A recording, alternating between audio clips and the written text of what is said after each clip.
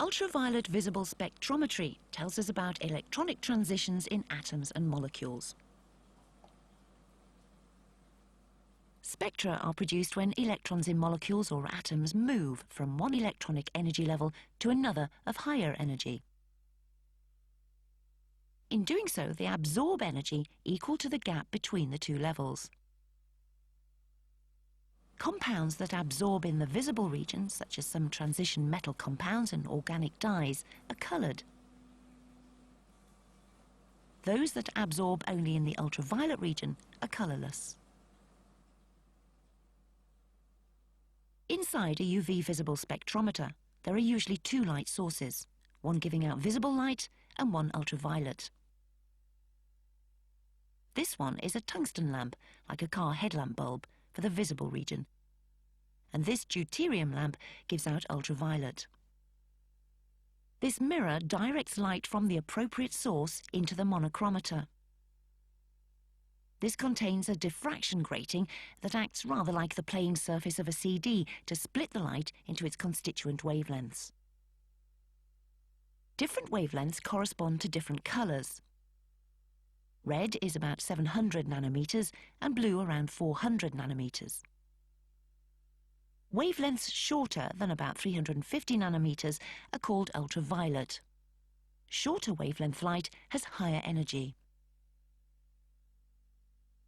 The source produces white light that includes all wavelengths, all colours.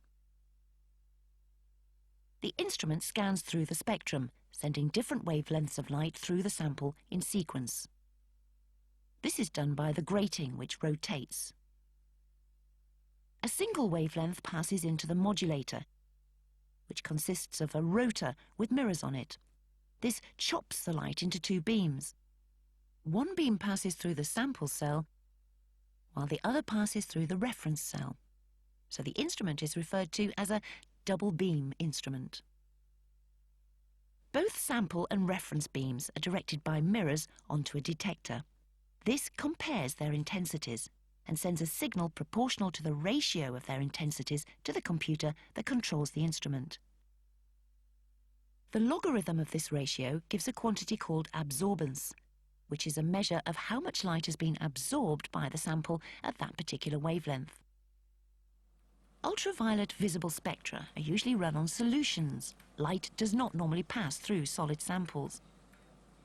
Here, we will run the spectrum of a green food dye. To run the spectrum, we place some of the solvent in a sample cuvette to act as a blank, a reference.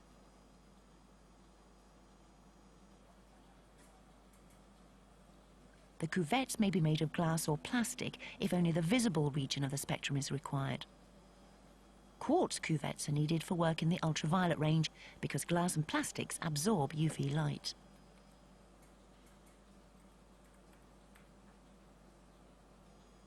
We then place a solution of the sample in a second cuvette. The blank and the sample are placed in the sample holders. The lid is closed to prevent light from the laboratory interfering with the spectrum. The operator types details, such as the wavelength range required and scanning speed, into the computer that controls the instrument. He also zeros the instrument at a point where the sample does not absorb and then starts the scan. The spectrum appears on screen. The data is saved on the computer and a hard copy can be printed. The horizontal axis is normally wavelength and the vertical one absorbance, which is a measure of the amount of light absorbed by the sample. The peaks on the spectrum are the wavelengths of light that are absorbed by the sample, and the troughs are where light passes through. So the dye absorbs orange and blue light and lets through green, so it appears green in colour.